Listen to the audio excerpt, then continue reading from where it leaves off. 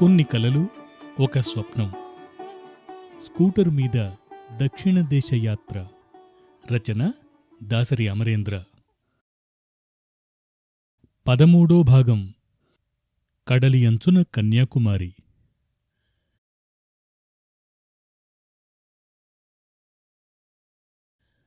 మండపం నుంచి కన్యాకుమారికి రాజమార్గాన వెళ్లాలంటే నేషనల్ హైవే నంబర్ 49 మీదుగా తూత్తుకుడి, అక్కడి నుంచి హైవే నెంబర్ 7 మీదుగా తిరునల్వేలి, ఆ పైన కన్యాకుమారి.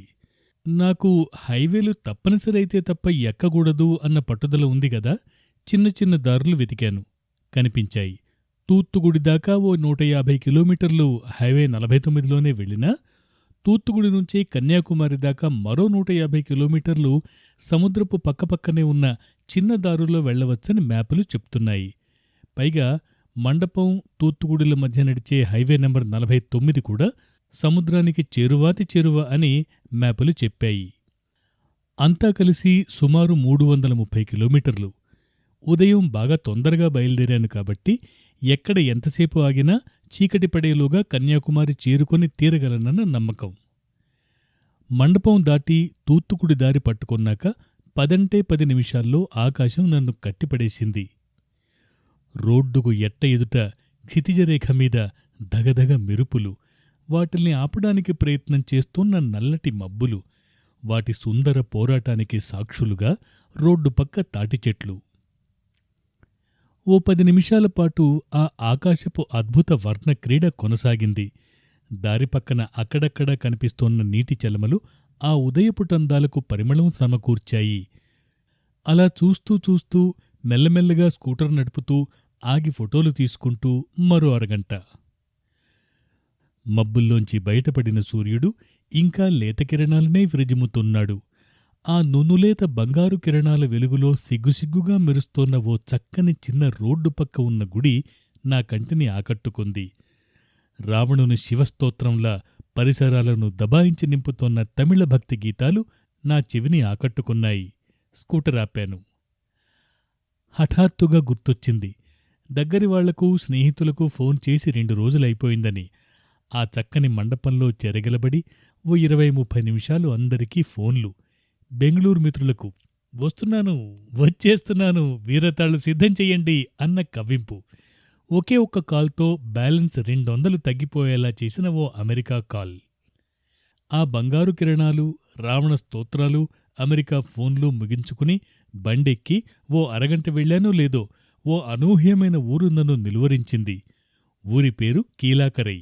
ఊరి మొగలోనే సాధక్ ట్రస్ట్ అని ఒకవైపు, జలాలుద్దీన్ ట్రస్ట్ అని రెండోవైపు పెద్ద అక్షరాలతో రాసి ఉన్న 50-60 అడుగుల ఎత్తు ఉన్న ఆహ్వానపు ఆర్చి స్వాగతం పలికింది. ఆ ఆర్చి దాటగానే హైవే 49 కూడా కొత్త సొగసుని సంతరించుకున్నట్టు అనిపించింది. పరిశుభ్రత విషయంలో గాని, గతుకులు కుదుపులు లేకుండా రోడ్డు సాఫీగా ఉండటం విషయంలో గాని గణనీయమైన మార్పు కనిపించింది. 4 అడుగులు వెయ్యగానే కుడివైపున సాధక్ ఇంజనీరింగ్ కాలేజీ అని ప్రకటిస్తూ ఓ విలక్షణ ప్రవేశద్వారం, దాని ఎదురుగా ఓ టీ దుకాణం. నిర్ణయాలు తీసుకోవలసిన అవసరం లేకుండానే బండిని టీ దుకాణం ముందు నిలిపాను. కాఫీ ఇవ్వగలరా అని అడిగితే మహారాజులా అని సమాధానం. వేడివేడిగా, యమాస్ట్రాంగగా, పంచదార అస్సలు లేకుండా అని నా అవసరాలు నొక్కి వక్కాణించాను. విన్నాడు. విని బాపు కార్టూన్ మనిషిలా కాకుండా అవన్నీ తూచా తప్పకుండా పాటించి అద్భుతమైన కాఫీ అందించాడు. చుక్క చుక్కను ఆస్వాదిస్తూ ఊరును కళ్ళతో తాగేస్తూ ఓ 10 నిమిషాలు. అయినా నోటికి మనసుకు తనివి తీరక మరో కాఫీ, మరో 10 నిమిషాలు. కాఫీ చాలా చాలా బావుంది అని గట్టిగా ఆయనకు చెప్పి నేను సంతోషపడిపోయాను. తథాస్తు దేవతలుంటారట కదా, మరి అది వారి పనో లేకపోతే ఆ గ్రామదేవత పుణ్యమో గాని ఆ సంతోషాల మత్తులో పడి అంత గొప్ప రహదారిలోనూ తడబడి ఆ ఊరి నడిమధ్యన తేలాను. ఆ ఉదయపు సందడిలో ఊరంతా కోలాహలంగా ఉంది. మెయిన్ రోడ్డు మీద ట్రాఫిక్ సాఫీగా సాగినమాట నిజమేగాని ఈ ఊరి సన్నపాటి లోలోపలి దారుల్లో అది నత్తనడికే అయింది. కోల్పోయిన దారిని వెతికి పట్టుకుని మళ్ళా నేషనల్ హైవే ఎక్కేసరికి 10 నిమిషాలు పట్టేసింది. అయినా అది వృధా అనిపించలేదు, వింత అనుభవమనే అనిపించింది. స్కూటర్ సాగిపోయింది. మరో గంటలో పాయల్గుడి అన్న ఊరు. 5 నిమిషాల విరామం, మళ్ళా పరుగు, మరో గంట. వెంబార్ అన్న కాస్త పెద్ద ఊరు. స్కూటర్ చెకప్, చక్కని ఇడ్లీల బ్రేక్ఫాస్ట్, తమిళ సాంబారు అచ్చమైన రుచి. అలా చూస్తూ చూస్తూ ఉండగానే తూత్తుకుడి నగరం దగ్గర పడింది. నగరంలో పోర్టు ఉందని బోర్డులు చెప్తున్నాయి. నగరంలోకి వెళ్లకుండా బైపాస్ మార్గం ఉందని మ్యాపులు చెప్తున్నాయి. సహజంగానే నేను బైపాస్ మార్గాన్ని అంటిపెట్టుకున్నాను. కాని ఆ బైపాస్ మార్గం తిరునల్వేలి మీదుగా వెళ్తుందని, నేను కావాలనుకుంటున్న సముద్రపు పక్క మార్గం ఊళ్ళోంచి వెళ్తుందని ఎవరినో అడగగా సమాచారం. కాస్తంత తికమక. ఈ లోపల తిరునల్వేలి వెళ్లే హైవే నెంబర్ 7 ఎక్కనే ఎక్కాను. ఓ పావుగంట సాగాను. ఎయిర్పోర్టు పరిసరాలు. తప్పు వెళ్తున్నాననిపించింది. ఆగాను. పక్కనున్న టీ షాపులో ఎంక్వైరీ. రామేశ్వరం ఎలా వెళ్ళాలి? వెనక్కి వెళ్ళమన్నాడు. నిజమే గదా అనిపించింది. ఓ 10-15 కిలోమీటర్లు. మళ్ళా అనుమానం. మళ్ళీ ఎంక్వైరీ. మళ్ళీ వెనక్కి వెళ్ళమనే సమాధానం. ఇంకా ఇంకా వెనక్కి. తూత్తుకుడి ఊరు దాటి యాక్షన్ రివైండ్. అప్పుడు వెలిగింది బుర్రలో ట్యూబ్లైట్. నేను వెళ్లవలసింది కన్యాకుమారి. అడుగుతోంది రామేశ్వరం దారి. నిన్నంతా రామేశ్వరం దారి వాకపు చేసి బుర్రలో ఇంకా పాత సాఫ్ట్వేరే పనిచేస్తోందన్నమాట. దాని పుణ్యమాని ఎండలో గంటసేపు చిందులాట. 40 కిలోమీటర్లు అనవసరపు తిరుగుడు. What a pool I am. నమ్మలేకపోయాను. నిజమే, అప్పుడప్పుడు ఇలానూ జరుగుతుంది. హోతాహే కభీ కభీ. ఈ పిడకల వేట ముగిసేసరికి 1 గంట దాటింది. మరో అరగంట. కులశేఖరపురం అన్న అందమైన పేరు ఉన్న ఊరు. చక్కని రోడ్డు, కాస్తంత ఎత్తుపల్లాలు, సరుగుడు చెట్లు, పక్కనే సముద్రం ఉందన్న స్పృహ. హఠాత్తుగా ఓ చిన్న వాగుమీది వంతెన దాటి మలుపు తిరగగానే గుండె గొంతుకులోన కొట్టాడే స్థితికి తీసుకువెళ్లే దృశ్యం. ఓ చిన్నపాటి నది. కనుచూపు దూరంలో అది వెళ్లి సముద్రంలో కలుస్తోన్న చోటు. నది ఆవలి ఒడ్డున సముద్రాన్ని ఆనుకొని కాస్తంత ఎత్తున్న గుట్టలు. జానపద కథలలోనూ యూరోపియన్ గ్రంథాల్లోనూ వినే చూసే మధ్యయుగాల నాటి గోపురాలు ఉన్న 2 చర్చిలు. ఆ ప్రాంతమంతా పచ్చని చెట్లు. మధ్య మధ్యలో నిడుపాటి మొబైల్ టవర్లు. పరీక్షగా చూస్తే సముద్రతీరంలో మరీ అంత ఎత్తులేని లైట్ హౌస్. స్కూటర్ని ఊళ్ళోకి నడిపించాను. ఏం ఊరది? ఏం పేరో? మనప్పాడు చెప్పాడో స్థానికుడు. ఉన్నది హోలీ క్రాస్ చర్చిట. ఓ 5-6 నిమిషాలు ఊళ్ళో అటూ ఇటూ స్కూటర్ నడిపాను. 5-6 నిమిషాలు కాదు, 5-6 రోజులు, వీలైతే వారాలు గడిపి తెలుసుకోవలసిన ఊరది. హఠాత్తుగా నాలో అంతర్యుద్ధం మొదలైంది. నాలోని రచయిత ఆగమంటాడు. ఈరోజు ఇక్కడే ఉండిపోదాం అంటాడు. ఫోటోగ్రాఫరు ఆగమంటాడు. కనీసం 100 ఫోటోలు తీయాలంటాడు. యాత్రికుడు సాగిపొమ్మంటాడు. ఇంకెన్ని ఇలాంటి అందాలు ఉన్నాయో ముందుకు వెళ్ళి చూద్దాం అంటాడు. ఈ యుద్ధం ఆ క్షణాన మొదలైంది కాదు, ఎప్పుడూ ఉండేదే. ఈ స్కూటర్ యాత్ర మొదలెట్టిన దగ్గర్నుంచి ఎంతో కొంత స్థాయిలో లోలోపల జరుగుతున్నదే. ఆ అందాల మనప్పాడు నా అంతర్యుద్ధపు కురుక్షేత్రం అయింది. నవ్వొచ్చింది. చిన్నపాటి పాఠం గుర్తొచ్చింది. నేను ముఖ్యం అంటే నేను ముఖ్యం అని శరీరంలోని అంగాలన్నీ వాదులాడుకుంటాయి, పోట్లాడుకుంటాయి, చివరికి పని చెయ్యమని భీష్మించుకుంటాయి. సమ్మె. సహజంగానే శరీరం మెతకబారుతుంది. సమ్మె చేస్తున్న అంగాలన్నీ నిర్వీర్యమైపోతాయి. యావత్తు శరీరం చచ్చుబడిపోతుంది. అవయవాలు తప్పు తెలుసుకుని ఒకదానితో ఒకటి సహకరించుకుంటాయి. ఆ సర్దుబాటే చేశానా మధ్యాహ్నం. ఈరోజు ఉండిపోవడం కాదు గాని ఓ అరగంట ఆ ఏటి ఒడ్డున లంచ్ చేస్తూ గడుపుదాం అని సర్ది చెప్పాను. మామూలే, ఫలాలు, బిస్కెట్లు, మాజా జ్యూస్. అరగంట ఆగి ముందుకు సాగానే గాని పొరపాటు చేశాననే భావన వెంటాడసాగింది. ద్వైదీభావం. వెనక్కి వెళ్ళి ఈరోజు అక్కడే ఉండిపోదామా అన్న భావావేశం. బహుశా ఆ పని చేసి ఉంటే బావుండేది. నా నిరాశకు నిష్కృతి అన్నట్టు మరో 20 నిమిషాల్లో మరో పెనారమిక్ దృశ్యం. ఆ ఊరి పేరు పెరియతాళై. సముద్రం ఒడ్డునే ఓ 30-40 అడుగుల ఎత్తున గుట్టమీద ఉందా ఊరు. ఊరు పరిమాణానికి ఏమాత్రమూ సంబంధం లేని ఓ బృహత్తర చర్చి భవనం. అక్కడ నుంచి కనిపించే గొప్ప సముద్ర దృశ్యం. చర్చి దాటి వెళితే పల్లెకారుల ఇళ్ళు, వాళ్లతో 10 నిమిషాలు. దేశపు మూలమూలల్లో ఇలాంటి ఆసక్తికరమైన ప్రదేశాలు ఎన్నెన్ని ఉన్నాయో. పెరియతాళై దాటాక రోడ్డులు కాస్తంత తికమక పెట్టాయి. సన్నకారు రోడ్లు కాబట్టి విపులమైన వివరాల బోర్డులు లేవు. అక్కడక్కడా చిన్నాచితగా ఉన్నా అవన్నీ తమిళంలో. మొట్టమొదటిసారిగా దారులకు సంబంధించిన నిస్సహాయత ఆవరించింది. అరుదుగా కనిపిస్తున్న మనుషుల్ని ఆపి అడిగి ఓ దారి అందిపుచ్చుకున్నాను. 40 నిమిషాలు నరకం చూపించిందా దారి. చంద్రమండలపు సొగసు ఆ రోడ్డుది. సహారా ఎడారి నుంచి దిగుమతి చేసుకున్న ఇసక, ఠారి ఎడారి నుంచి దుమ్ము, అత్యంత నాసిరకపు రోడ్లు, అడుగడుగుకు అడుగులోతు ఉన్న గుంటలు. ఒక రోడ్డు అంత నిర్దాక్షిణ్యంగా ఉండగలదా? నా సహనం అవధులు దాటేసింది. నిజానికి ఇలాంటి రోడ్ల వల్ల కష్టపడేది మనిషి కాదు, వాహనం. పైనుండి నడిపే మనిషికి కష్టంలో 10వ వంతైనా అనుభవంలోకి రాదు. కింద చక్రాలకి, మధ్యలో షాక్ అబ్జార్బర్లకి నరకపు రుచి చూపించగలవి రోడ్లు. 40 నిమిషాలు అలా గడిచేసరికి ఏ దేవతలు కరుణించారో రోడ్డు బాగుపడిపోయింది. హమ్మయ్య అనుకుని బండి ఆపాను. అనుమానం వచ్చి చక్రపు లోహపు రిమ్ము చూశాను. ఇంకా అనుమానం తీరక వాటర్ బాటిల్లోని నీళ్లు పోశాను. వేడెక్కిన ఇస్త్రీపెట్టె మీద పడ్డట్టుగా ఆ నీటి చుక్కలు వెనువెంటనే రూపాంతరం చెందాయి. కరెక్ట్గా తిరుపతి శివార్లలోని కాలూరు దగ్గర దృశ్యమిది. నేను చెయ్యగలిగింది ఒకటే, ఓ పావుగంట బండి ఆపి ఇస్త్రీపెట్టె చల్లారాక మెల్లగా నడిపించటం. అప్పటికే ఆ ప్రాంతంలో అనేకానేక గాలిమరలు కనిపించసాగాయి. ఏదో చిన్న వాగు, ఒక మహాకాయపు గాలిమర, దాని దగ్గరలో నేను, నా వేడి రిమ్ముల యాక్టివా. ఇలాంటి బైకు యాత్రలు అతి తరచుగా అవలీలగా చేసే కాకినాడ క్రియ జగన్నాథరావు గుర్తొచ్చారు. ఆ మధ్య అతను మిత్రుడు కన్యాకుమారి వెళ్ళావన్నారు కదా, ఓసారి ఫోన్ చేసి చూద్దాం అనిపించింది. సార్, మీరున్న గాలిమరల ప్రాంతం నుంచి కన్యాకుమారి మహా అయితే 30 కిలోమీటర్లుంటుంది. కన్యాకుమారి చేరుకోవడానికి 4-5 కిలోమీటర్ల ముందు వెట్టకొట్టాయ్ అన్న కోట ఉంటుంది. తప్పక చూడవలసిన ప్రదేశం. కాని అది 5ంటికే మూసేస్తారనుకుంటాను. ఇప్పుడు 4 అయింది. గబగబా వెళ్తే అందుకోగలుగుతారు. గొప్ప సలహా ఇచ్చాడు జగన్. బండి అప్పుడే చల్లారుతోంది. మళ్ళా గబగబా వెళ్లడం అంటే ప్రమాదాన్ని ఆహ్వానించడమే. రేపు ఈ కోట పని పెట్టుకుంటే రాత్రికి కొచ్చిన్ చేరడం కొండెక్కుతుంది. ఏం చేద్దాం? Telugu cinema dilemma. చివరికి గబగబా వెళదామనే నిశ్చయించాను. కోటగుమ్మం ముయ్యడానికి ఇంకో 10 నిమిషాలు ఉందనగా చేరుకున్నాను. టికెట్ కౌంటర్ మనిషిని బ్రతిమాలి 10 నిమిషాల్లో వచ్చేస్తానని నమ్మబలికి లోపలికి వెళ్లాను. వెట్టకొట్టాయ్ అంటే గుండ్రపు కోట అని అర్థం. ట్రావెన్కూర్ పాలకుడు మార్తాండవర్మ కాలంలో 18వ శతాబ్దం నడుమ భాగంలో కట్టారట ఈ కోట.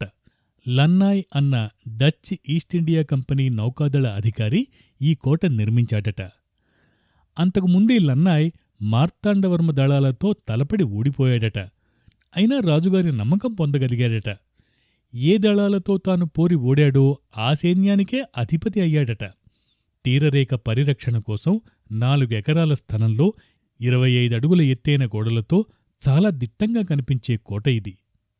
10 నిమిషాలు సమయం కాబట్టి గబగబా లోకలికి పరుగులు పెట్టాను. గోడల మీదికి మెట్లెక్కాను. పరుగులు తీసినంతసేపు ఫోటోలు తీస్తూనే ఉన్నాను. ఒక్కసారి గోడపైకి చేరేసరికి పరుగులు ఆగిపోయాయి. దృశ్యమాలిక కాళ్లను కట్టేసింది. ముందంతా సముద్రం. కోట నిజానికి సముద్రంలోకి చొచ్చుకుపోయి ఉంది. ఎడమ పక్కన సముద్రతీరం వెంబటే దృష్టి సారిస్తే అనేకానేక గాలిమరలు. నా కంటికి కనిపించినవే 50-60 ఉంటాయి. మనోహర దృశ్యమది. అప్పటిదాకా నేను ఒకటొకటిగా చూసుకుంటూ వస్తోన్న గాలిమరలు ఇప్పుడు ఒకే ఫ్రేంలో కనిపించాయన్నమాట. వెనక్కి తిరిగి చూస్తే చిరుకొండల బారు. పదపదమంటూ అక్కడి సెక్యూరిటీ గార్డు టూరిస్టులను హెచ్చరిస్తున్నాడు. ఖచ్చితంగా 5 గంటలకల్లా కోట బయట పడిపోతాను అని అతనితో నమ్మబలికి ఆ కోట బురుజుల్ని, గోడల్ని, అందంగా ఉన్న మెట్లవరసని, మధ్యలో ఉన్న చిరు జలాశయాన్ని, ఓ మూల ఉన్న మందిర మండపాన్ని, కోట లోపలంతా పరుచుకుని ఉన్న పచ్చని పచ్చిక బయళ్లను వరసాగ్గా ఫోటోలు. కోట బయటకు వచ్చాక అక్కడి శిలాఫలకం మీద ఉన్న వివరాలు నోట్ చేసుకున్నాను. వెట్టకొట్టాయ్ 5ంటికల్లా మూసేయడం ఒక రకంగా మంచిదే అయింది.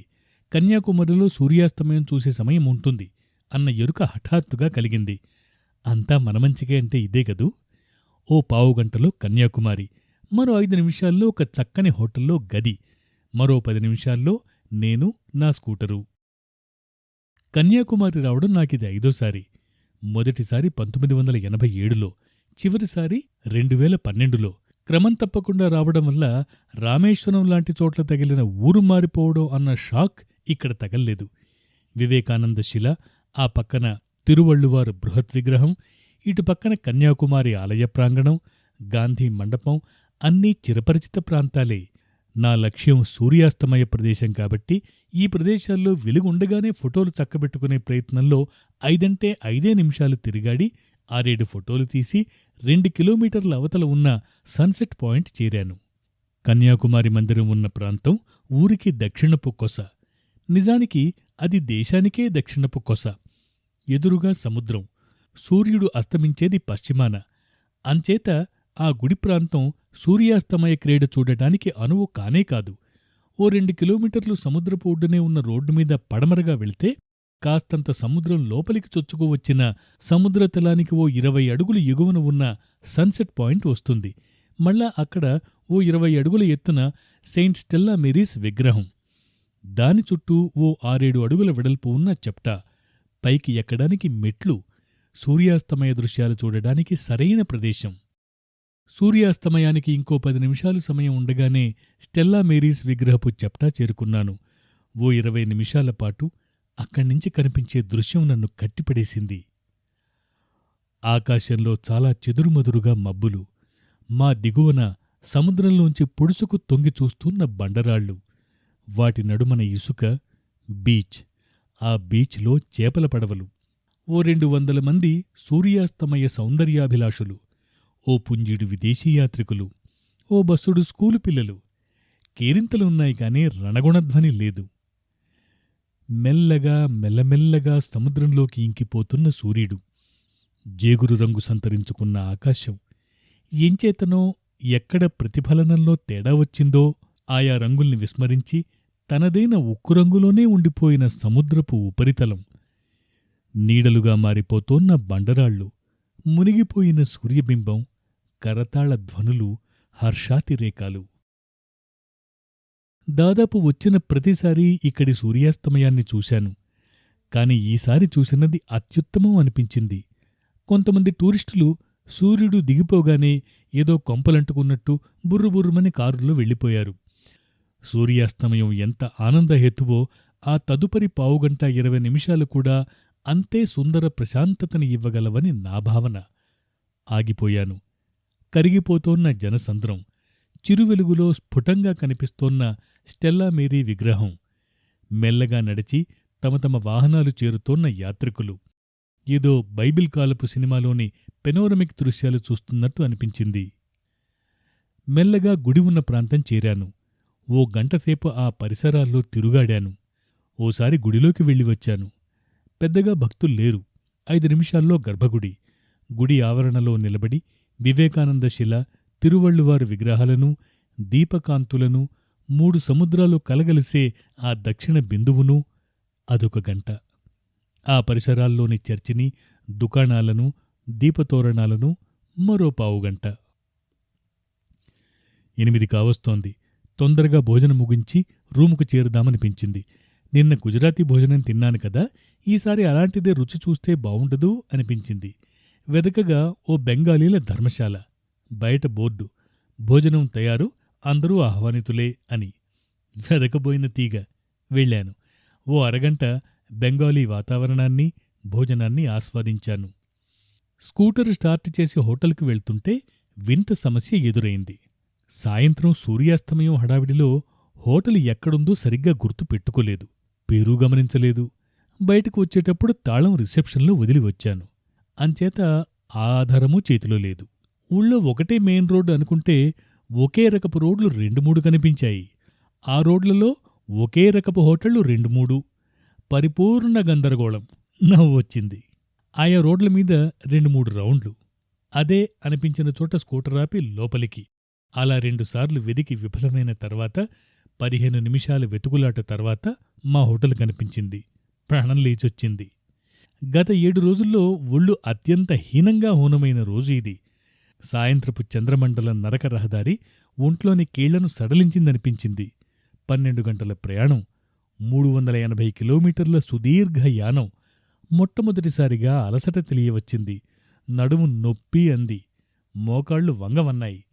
చిరు తలనొప్పి. శరీరం సమ్మె చేయబోతోందా?